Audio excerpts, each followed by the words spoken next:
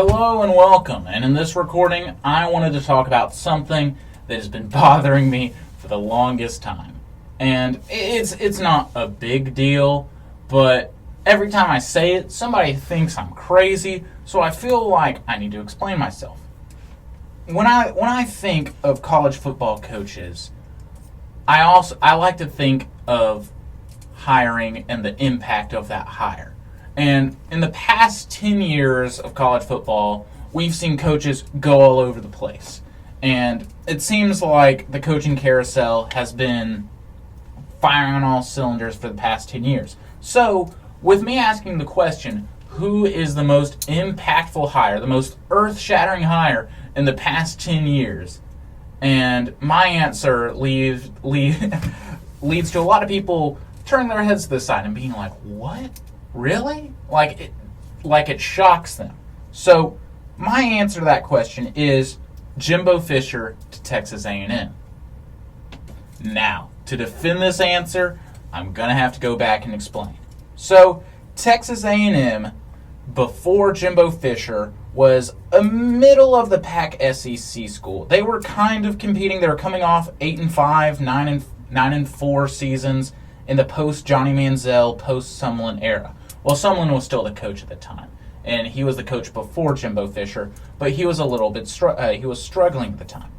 But Jimbo Fisher would come in, and he would transform Texas A&M into a recruiting powerhouse and a football hub, not only in the Southeast, but in all of college football. In the modern age, with NIL and transfer portals, building a college football program is jump-started, is kicked off, if you will, pardon the football pun, by hiring a stud coach. And I'll get to these other schools in another recording. And this stud coach is Jimbo Fisher, a BCS national championship winning head coach at Florida State. He was hired at the end of the 2016 season, and this hire seemed a little odd at the time. But in hindsight, I would argue that this hire was the most important hire in the past 10 years of college football. This is due to Jimbo Fisher's influence on the brand of Texas A&M, and how the move switched college football from being Power 5 focused to being dominated by the SEC and the Big Ten. Now, I should clarify that Jimbo Fisher didn't really have anything to do with the dominance of the Big Ten, but his move from a faltering ACC powerhouse to the SEC signaled a transition in the power scale of the college football world, and it meant that the national championship game wasn't going to be up for grabs like it had been in previous years. It wasn't going to be an SEC team versus a Pac-12 team. It wasn't going to be a Big Ten team versus an ACC team. No, it was going to be most likely an SEC team versus a Big Ten team. But with this being said, I know this is a big statement. Don't get me wrong, there are some outliers. College football playoff two-time champion Clemson and four-time college football playoff participant Oklahoma are the two main exceptions. But these two non-Big Ten schools and non-SEC schools' dominance in the college football playoffs does not disprove my theory that only SEC schools and only Big Ten teams are in competition for the college football playoffs. Because of one simple factor: conference competition. To quickly sidetrack, Clemson is a constant factor in the college football playoff race due to their team's dominance and excellent coaching. But how Clemson is able to go to the playoffs 6 out of the 8 years, where a team like Michigan is 2 out of 8 or Ohio State is 4 out of 8, is due to conference strength. Similarly, Oklahoma has always had a dominant team, led by the brilliant Mike Leach disciple of Lincoln Riley and a high-flying offense. But the same issue was found with Oklahoma, as they would have a relative easy road to the playoffs each year since Texas fell off after Mac Brown's departure. and also after Baylor's fall, after the Art Briles debacle, TCU's avid mediocrity since 2014 until this recent year, and Oklahoma State's inability to remain consistent since the 2011 near championship run. And even more so, in the case of Clemson, the ACC has been laughably easier than the Big 12, as Clemson would have to walk past Jimbo Fisher hungover FSU, a Pittsburgh team who has always been who always is middle of the pack, a Miami team that would start out strong then fizzle out halfway through, despite Mark Richt's attempts to revive them, Virginia Tech and Georgia Tech's disappearance from relevancy, Duke being a basketball school, but hopefully Elko changes things, Louisville's disappointing showings after Lamar Jackson left, and later without longtime liar and QB whisperer head coach Bobby Petrino, Wake Forest waiting for baseball season, Virginia and Syracuse sometimes trying to get relevant, but only to get humbled and fizzle out like Miami. NC State being an average and sometimes scaring Clemson but not getting really solid in uniform until the 2021 year. Boston College slowly developing a tough and hard-swinging team only to shrivel up and losing games to opponents that are really, really weaker than them. And finally, we have North Carolina, who would really be the only threat to Clemson in the college football playoff era.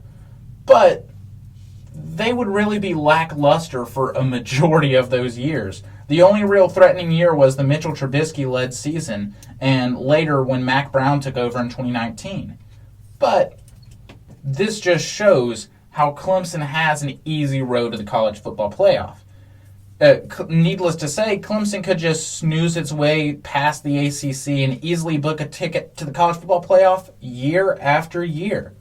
Oklahoma was no better, as they would have, I would argue, tougher opponents, but would have nowhere as near the competition level as the SEC and the Big Ten.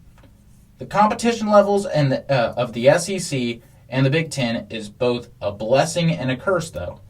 It is a curse because conference matchups sometimes prevent conference teams from making the playoffs.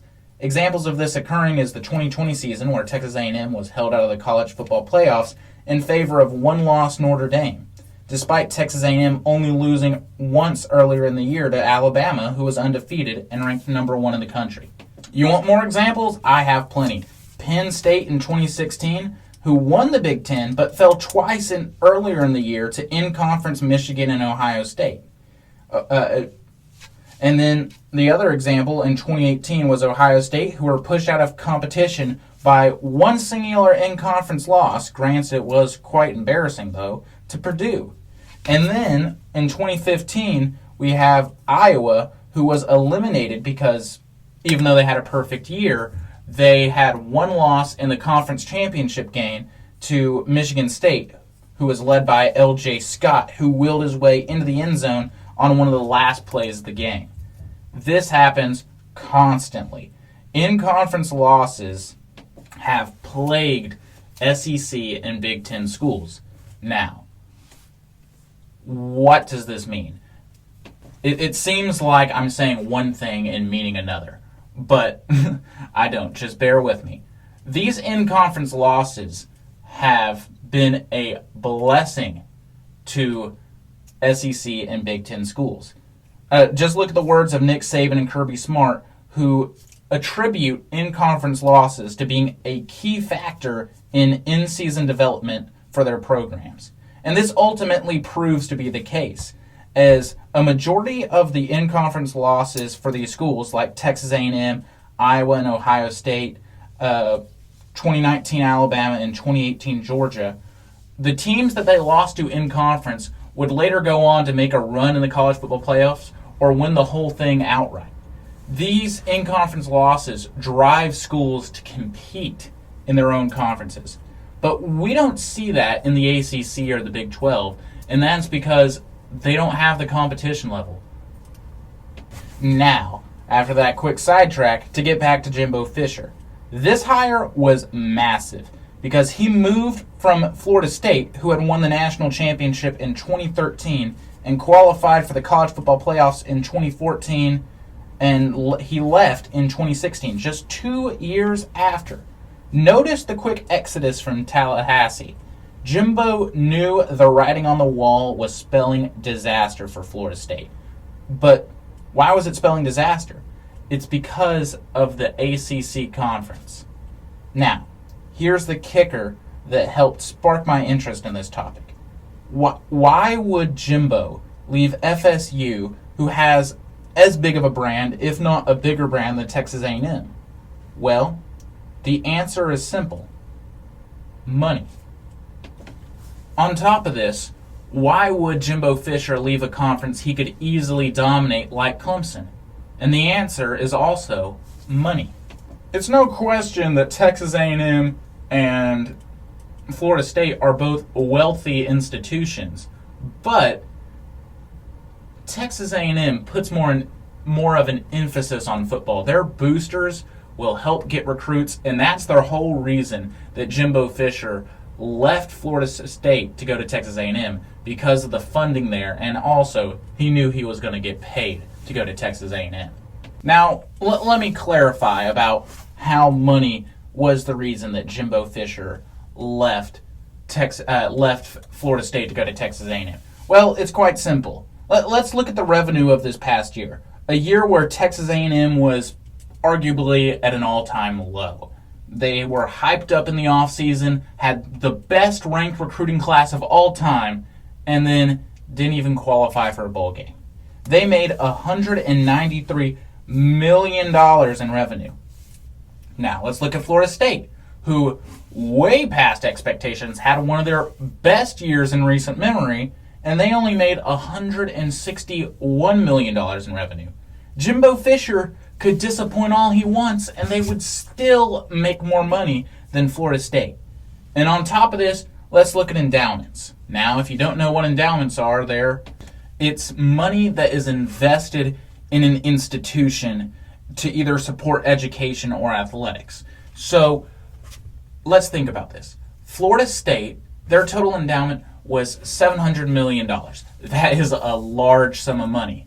You want to know how much Texas A&M's is? $18 billion. Yes, that's the difference that I'm talking about. And this is the transition we're seeing. And this is the whole reason that I think it's the most impactful. It's a transition from schools that are still big schools like Florida State to go to bigger ones to maximize their potential, because they can get paid more and they know they can do more with more money. And that's what we're seeing all over the place.